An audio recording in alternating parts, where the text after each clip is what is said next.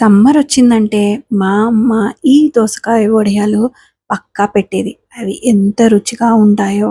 ఎండలో కానీ, ఫ్యాన్‌లో కానీ, ఎక్కడ ఫ్యాన్ కింద పెట్టినా కూడా ఈ వేడికి ఈజీగా 2 డేస్ అంటే 2 డేస్‌లో డ్రై అయిపోతాయి.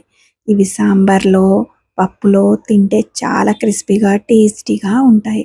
ఒక్కసారి చేసి పెట్టేసామంటే ఇయర్ మొత్తం కూడా మధ్య మధ్యలో ఎప్పుడు కావాలంటే అప్పుడు ఇలా వేయించేసేసుకోవచ్చు. ఇంకప్పుడు ప్రాసెస్ చూసేద్దాం. ఇప్పుడు దీనికోసం ఒక 4 దోసకాయలను తీసుకున్నాను. వీటిని మా దగ్గర బుడమకాయలని కూడా అంటారు. వీటిని ఇలా పొడువు ఉన్న కాయలు తీసుకున్నారంటే కొంచెం పులుపు ఉంటుందనమాట. ఇప్పుడు రౌండ్ కాయలు కూడా దొరుకుతున్నాయి. అవి తీసుకున్నా సరే ఏదైనా తీసుకున్నవి కొంచెం పులుపు ఉన్నవి తీసుకున్నారంటే మనకి వడియాలు గూడా మంచి టేస్ట్ వస్తాయన్నమాట. ఇప్పుడు వీటిని మొత్తం తొక్క తీసేసుకున్నాను. తీసేసుకొని దీంట్లో ఉన్న మధ్యలో ఉన్న గింజలుంటాయి కదా! అవి కూడా కొంచెం తీసేసుకోవచ్చు. అక్కడక్కడ ఉంటే ఏం కాదు. ఇప్పుడు వీటిని మనం గ్రేటర్ ఇది ఉంటుంది కదా! దీనితోటి సన్నది కానీ, లావుది కానీ మీకు మీ చూసుకొని గీకండి. నేనిక్కడ నార్మల్ మీడియం దాంతోటి పెట్టేసి మొత్తం కూడా వీటిని తురుముకుంటున్నాను ఇలా. దోసకాయలన్నిటిని కూడా తురిమేసుకొని దీంట్లో ఉన్న వాటర్ కంటెంట్‌ని కూడా నేను అలాగే ఉంచుతున్నాను. ఇక్కడ నేను వాటర్‌ని కూడా పిండేయట్లేదనమాట. మనకి వాటికి పట్టుకోవడానికి ఈజీగా ఉంటుందనమాట. ఇప్పుడు ఇక్కడ చాలామంది అడుగుతున్నారు. నేను లాస్ట్ టైమ్ వీడియో ప్రాసెస్ చేసినప్పుడు ఏ మురుమురే ప్యాకెట్స్ వాడుతున్నారని. నేనైతే ఇక్కడ కన్నయ్య మురుమురే ప్యాకెట్స్ ఉంటాయి కదా! అవి యూజ్ చేస్తున్నాను. ఇది ఒక హాఫ్ ప్యాకెట్ మొత్తం కూడా తీసుకున్నాననమాట. దీంట్లో ఇప్పుడు చాలామంది ఇంకా గూడా వీటిని వాటర్‌తో కడిగితే మనకి డర్ట్ ఉంటుంది చాలా అని చాలా కామెంట్స్ పెట్టారు లాస్ట్ టైమ్ వీడియోస్‌లలో. సో, నేను అందుకు ఒకసారి కడిగేసి ట్రై చేస్తున్నాను. ఇదంతా కూడా కొంచెం వాటర్ ఏసుకొని వెంటనే తీసేయండి. ఇవి చాలా సాఫ్ట్ అయ్యే వరకి పెట్టారంటే మనకి వడియాలనేటివి చాలా గట్టిగా వస్తాయన్నమాట.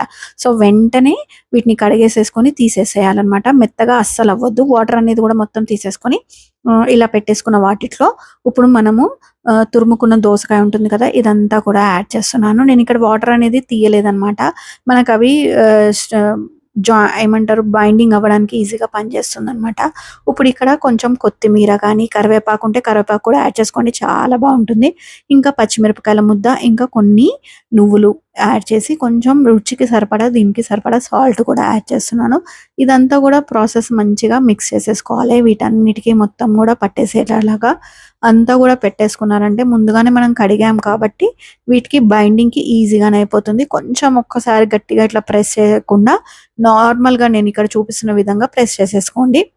అండ్ ఇప్పుడు చిన్న చిన్న బాల్స్ లాగా తీసేసుకొని పెట్టేసుకోవడమే. ఇప్పుడు నేనిక్కడ ఒక ప్యాడ్ ఏదైనా రైటింగ్ ప్యాడ్స్ అట్లా ఉంటాయి కదా! కంప్యూటర్ ప్యాడ్స్ వాటి మీద ఒక క్లాత్ పెట్టాను వైట్ క్లాత్. మీకు కావాలంటే ఇక్కడ పేపర్ కూడా యూజ్ చేయొచ్చు. క్లాత్ మీద కూడా ఈజీగా ఓపెన్ అయిపోతుంది. ఎనక వాటర్ ఎయాల్సిన అవసరం లేదు. ఈ మురుమురేవైతే ఈజీగానే వచ్చేస్తున్నాయి. ఇప్పుడు ఒక్కొక్కటిగా వన్ బై వన్ అన్నీ పెట్టేసుకుంటూ ఎళ్ళిపోవాలి. నేను చూపిస్తున్న విధంగా ఇట్లా కొంచెం ప్రెస్ చేసేసి పెట్టేస్తే అంతే. ఎండలో 2 డేస్ పెట్టాను. ఒక సైడ్ తిప్పి ఇంకో సైడ్ 2 సైడ్స్ తిప్పుకుంటూ 2 డేస్ మాత్రమే ఎండలో పెట్టాను. ఫ్యాన్ కింద పెట్టినా కూడా ఈజీగా ఎండిపోతున్నాయి. అంత ఈజీగా అంత వేడి కూడా ఉంది. సో, ఇలా మొత్తం కూడా ఎండిపోయాక అన్నీ ఒక దగ్గర అయ్యాక ఇలా అయిపోతాయన్నమాట. 2 సైడ్స్ మంచిగా ఏమంటారు మనం ఎండలో పెడితేనే మంచిగా 1 ఇయర్ వరకు స్టోర్ చేసుకోవచ్చు.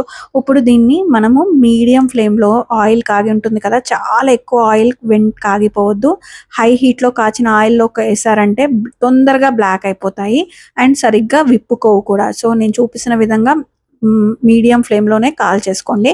ఇలా గోల్డెన్ బ్రౌన్ వచ్చే వరకి కాల్చేసేసుకోవాలి. 2 సైడ్స్ కూడా మంచిగా వైట్ లేకుండా ఇలా కాల్చేసారంటే ఇట్లా చేయితో పట్టేసుకుంటే కట్ అయిపోవాలి. అంత క్రిస్పీగా వస్తాయి. చాలా చాలా బాగుంటాయి.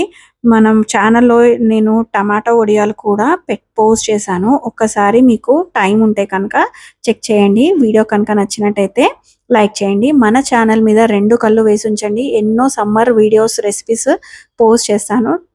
Bye bye.